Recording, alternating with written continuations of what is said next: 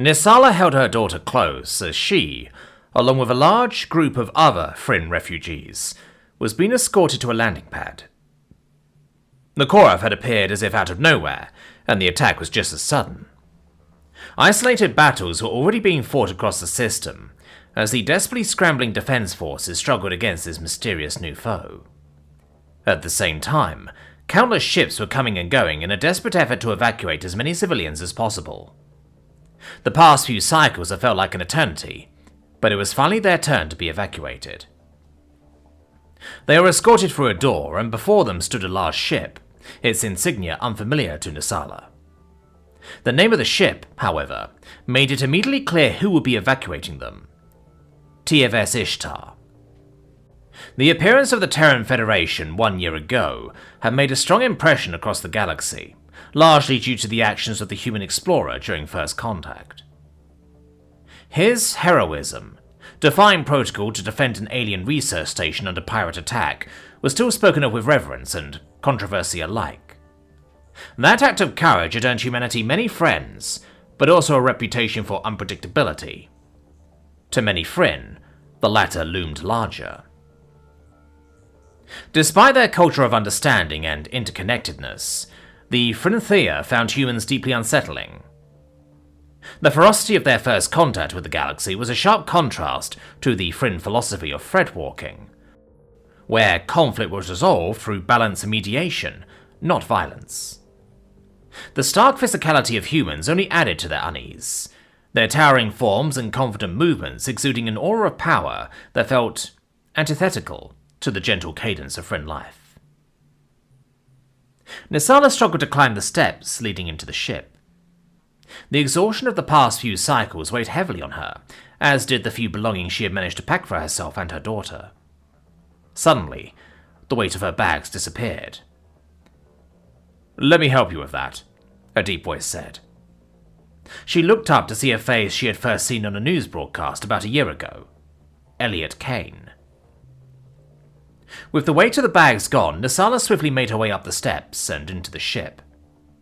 Her daughter, far too young to understand what was happening, curiously looked up at the human before burying her face back into her mother's embrace. Part of Nisala was grateful that Siloya was too young to remember the fear and stress of the past few cycles when she got older. If she got older. Carrying her bags for her, Elliot led Nisala and the other refugees to their cabins, and quickly helped them get situated. Once everyone was in their cabin, Elliot made his way to the cockpit and strapped himself in, letting the Ishtar systems run through the pre-flight checks as he keyed the intercom. "Ladies and gentlemen, this is your captain speaking. I will be evacuating you to Shimmerwell Station, an ethereal veil starport in the Zypher 9 system. This is about 60 light-years away, which is a distance we will cover in 2 jumps. Our first jump will be to the Xylaris system, from where we'll immediately jump to Zypher 9. During jumps, I ask that you remain seated and strapped in to prevent any accidents." Elliot was silent for a few moments, thinking on his words. "I'm going to get you to safety. You have my word on that," he finished, before turning off the intercom. The Ishtar took off a few minutes later, flying smoothly out of the atmosphere. Once clear of the planet, Elliot engaged the mass shift drive. A short countdown could be heard through the intercom, before the Ishtar began flying towards her destination at impossible speeds. But then, something went wrong.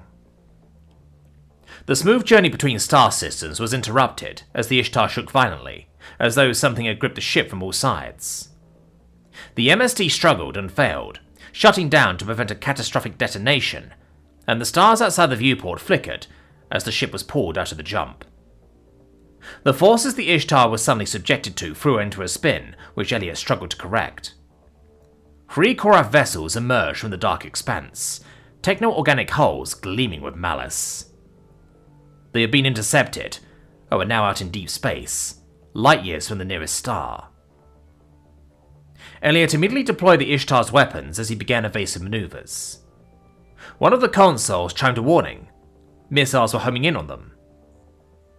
Elliot rolled the Ishtar, giving the point defense weapons a clear view of the incoming missiles. The void was filled with projectiles, and the missiles quickly detonated into small clouds of caustic gas. Meanwhile, in the cabins, the Frin refugees tensed with anxiety. Some were screaming, others were silent, and all were panicking. The ship lurched violently, throwing them against their harnesses. They could feel the strain of the Ishtar's evasive maneuvers, each sharp turn and sudden jolt intensifying their unease. The sounds of combat echoed faintly through the hull, the subtle tremors of weapons fire and explosions reverberating through the ship. Each maneuver of the Ishtar sent a shockwave of fear through Nisala's body as she clutched Siloya tightly. The small girl's innocent curiosity had now been replaced with wide-eyed fear. Siloya squirmed in her mother's arms, her small body tense with the unfamiliar noise and movement. Nisala gently rocked her, trying to soothe her, but even her calmest whispers couldn't completely steady her own shaking hands. The tremors grew stronger, and for a moment Nisala closed her eyes, breathing deeply, trying to hold herself together for Siloya. She could only imagine what the girl was thinking. "Stay calm," she reminded herself. "Stay calm for her." Elliot's voice suddenly broke through the chaos, steady but urgent. "Everyone stay strapped in and remain calm. I'm going to get you out of this. Just stay calm and trust me." Glancing towards the window, Nisala felt a small spark of hope as she saw the clearly inert husk of a Korath ship. She looked towards the intercom speaker on the wall. The rumors about what humans could do had scared her, but in this moment, she found herself hoping they were true. The Ishtar suddenly moved sideways, as if someone had shoved the ship aside. Nisala watched as large projectiles rocketed past the window, narrowly missing the ship. The Ishtar shook as it returned fire before turning around. Nisala could hear the mechanical sounds of the Ishtar's weapons being retracted, as a countdown could be heard coming from the intercom. 5, 4, 3, 2, 1. The Ishtar shook again as something hit her. 0. The stars outside warped into streaks as the Ishtar accelerated past the speed of light. Elliot had managed to hold off the Korath just long enough for the MSD to recharge. The jump was rough and unstable, but despite the turbulence, the Ishtar emerged safely in the Zalaris system. It was strangely quiet, and the seconds seemed to drag on into eternity. The refugees all looked at each other, confused by the sudden silence. Meanwhile, Elliot frowned as he looked at the console to his right. That last hit had damaged the MSD, and it wasn't going to be able to build up the charge required to jump out of this system. Elliot scrolled through the ship's internal systems. Fortunately, everything else was functioning, and the automatic repair systems could fix the MSD, but that would take some time. He didn't have anyone he could contact directly, and if the Korath was still in nearby systems, sending out a distress signal would be suicide. He quickly scanned the area for any signs of pursuit, letting out a sigh of relief when nothing showed up. The Korath hadn't been able to follow them. Satisfied that they weren't about to get attacked again, Elliot shifted his thoughts to the immediate problem. Repairing the MSD would take a minimum of 2 days, and supplies on board would keep him alone fed for just shy of a full week. The problem was that human food wasn't edible for Frinthia, and there wasn't enough of it even if he could somehow change that. He needed to get food for them, or they would starve if the repairs took too long. Elliot opened the survey data of the Zalaris system, reviewing the planets. His eyes widened as he came across a planet marked as capable of supporting life. He cross-referenced the ecological data with the Frin biology, and found that, despite some potential risks, it seemed to be compatible enough for it to have food the Frinthia could eat. Lucky, Elliot thought, before his eyes caught the planet's classification, Deathworld. The environmental conditions supported life, but some of the flora and fauna were exceedingly dangerous. Not so lucky, he sighed, running his hand through his hair as he keyed the intercom. Attention everyone, this is your captain speaking. We've arrived in the Zalaris system, but unfortunately the FTL systems are damaged, and we're unable to jump out of the system at the moment. The good news is that the automatic repair systems are already working on it, but it will take some time. In the meantime, we're heading to a nearby planet to gather supplies to keep everyone fed while the repairs are underway. I know this isn't ideal, but I promised you all I'd get you to safety, and that promise still stands. A few hours later, the Ishtar shook slightly as it entered the atmosphere of Zelaris 7A.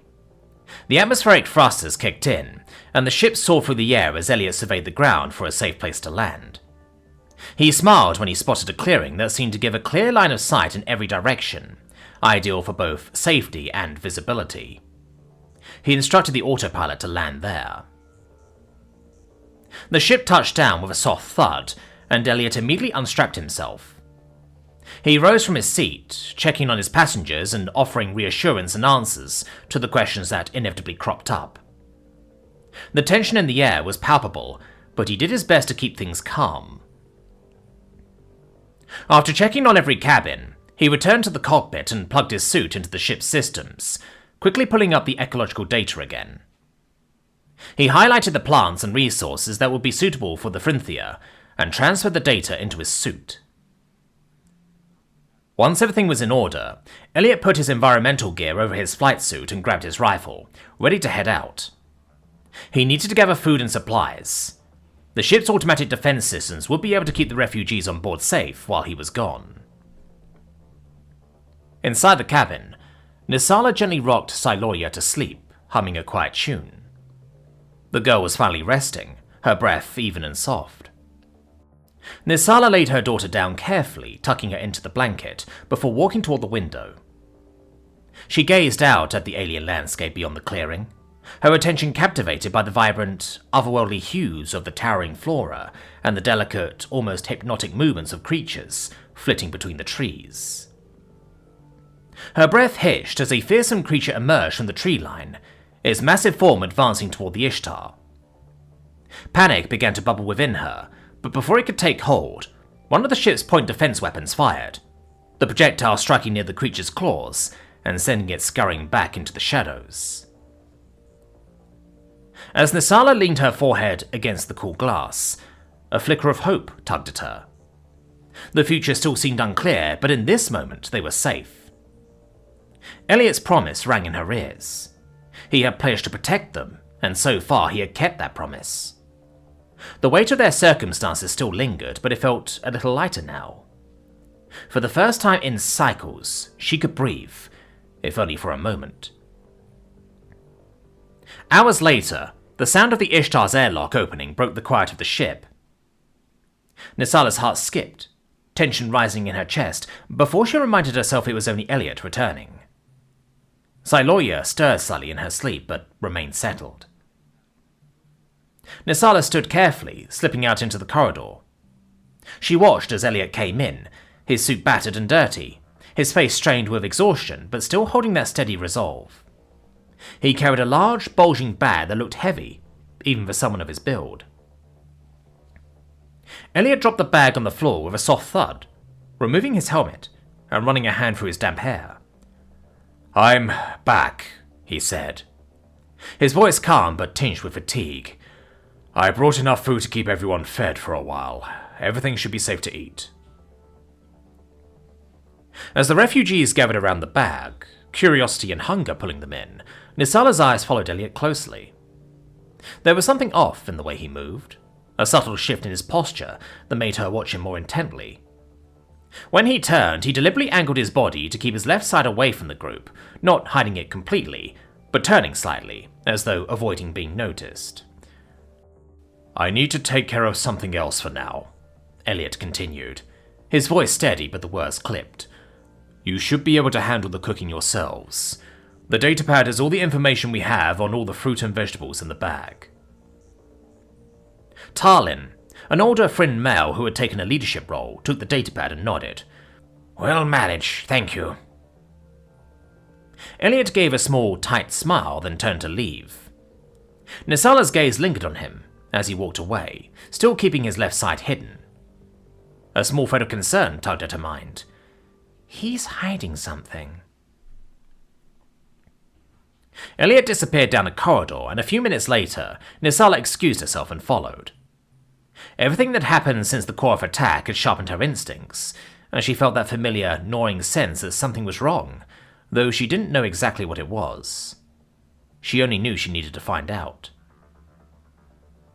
She eventually reached a small maintenance room where the door was slightly ajar. When she stepped inside, she saw Elliot sitting on a crate. He had taken off part of his flight suit and was tending to a deep claw mark on his left shoulder. Elliot glanced up at her entrance, surprised but not alarmed. His gaze lingered on her for a moment before he returned his attention to the injury. "It's not as bad as it looks," he said, his tone attempting to be light despite the discomfort. "Just a flesh wound," he chuckled softly. Her breath caught in her throat, and her initial suspicion evaporated, replaced by shock and a pang of guilt over her suspicion. "You're hurt," she said softly, stepping into the room. Elliot shrugged with his uninjured shoulder, keeping his focus on cleaning the wound. "It'll heal," he said matter-of-factly. "You don't need to worry about it. I'll be fine." Nisala's gaze didn't waver. "But why did you hide it?" He paused for a moment as he was wrapping bandages around his shoulder. "Because it doesn't matter," he said finally, before continuing, his tone steady but laced with a quiet weight. "Not compared to everything you and the others are going through." As he finished securing the bandage, he met her gaze fully. "You've all lost so much. The last thing I want is to add more to that. You need to feel like someone's got this under control, and that someone is me. My injury is not something you need to be concerned about, so I might as well not bother you with it." There was a pause, a quiet moment where neither spoke. Then Elliot's voice softened, though it didn't lose its steady tone. "Look, I know that to you guys, humans can be unsettling. We fight when we need to, and sometimes when we don't. But that capacity for violence isn't what defines us. What matters is what we choose to use it for. And for me, that's keeping you and everyone else here safe. You don't have to be afraid of us. Of me." Elliot stood up, walking over to Nisala and gently putting a hand on her shoulder. "For now, just focus on yourself and Sailoya. I'll handle the rest." Nisala walked slowly as she returned to the rest of the refugees, her mind racing as she tried to process Elliot's words. She shook her head. She was going to have to rely on Elliot either way. Worrying about any of this wouldn't do her any good, and she had better things to do. After having helped prepare some of the food, she returned her attention to Sailoya. Over the next few days, the cargo hold was transformed into a makeshift common room. Nisala sat against a wall, playing with Sailoya. Elliot was sitting on a crate more towards the middle of the room. A bunch of children sat on a blanket in front of him as he told them a story. He had told them about a human tradition where children would be told stories, and it turned out rather effective at keeping the children distracted and entertained. Nisala couldn't help but listen in on Elliot's storytelling, even as she played with Sailoya. This time, he spoke of a great metal guardian, a being forged not for compassion but for destruction, who arrived in a world that feared him. Yet, instead of unleashing the violence it was capable of, the giant learned to choose its own path. It made a promise to protect the fragile creatures around it, shielding them with its vast strength, and, in the end, it soared into the heavens to save them all, even at great cost to itself. Nisala found herself pondering the meaning of the stories Elliot had been telling the children. Each of Elliot's stories seemed to hold the same idea. Triumph was never in the force of one's hand, but in the strength of one's resolve, the clarity of one's heart. Victory came not from the ability to destroy, but from the courage to build, to protect, to be more. Was that perhaps Elliot's reason for aiding the evacuation efforts? Was that the role humanity wanted to play? Nisala thought to herself. Suddenly, a clear chime sounded through the entire ship. Elliot smiled and finished answering the children's questions before standing up. "Good news, everyone. The repairs are done. Make your way to your cabins and get ready for departure. We'll be leaving as soon as possible." Everyone looked at each other in shock and surprise for a few moments, before quickly returning to their cabins and strapping themselves in. The past few days had been surprisingly calm, but no one had any desire to extend this ordeal even slightly. Elliot made his way to the cockpit and strapped himself into his seat. The Ishtar began running through her pre-flight checks as Elliot began configuring the MSD. About 10 minutes after the repairs had been completed, the Ishtar gracefully lifted off the ground and flew out of the atmosphere. Unlike either jump to the Zolaris system, the jump to Zypher 9 went without a hitch. Upon reaching the system, Elliot immediately tasked the autopilot with bringing them to Shimmerwell Station. A few minutes later, the MSD deactivated, and the starport appeared before them. Shimmerwell Station floated like a raging jewel in the void, its sweeping curves and shimmering surfaces catching the light of the nearby star. Soft cascades of light traced its elegant spires, while crystalline domes glowed faintly, housing vibrant green gardens within. "This is Elliot Kane Quarrel aboard the TFS Ishtar, transmitting to Shimmerwell Station, requesting docking clearance." Permission came only moments later, and Elliot carefully guided the Ishtar into the starport. After landing, he immediately began helping the refugees disembark. As Nisala walked off the landing pad, carrying both Siloya and her bags with renewed strength, she paused for a moment to look back. Elliot stood at the base of the Ishtar, his weary face softened by a satisfied smile. Perhaps she and the other Frinthia had been too hasty in their judgment of humanity. The future was still uncertain, but as the station doors opened, and the warmth of safety embraced her, Nisala allowed herself to believe in something she hadn't dared to since this war started. Hope.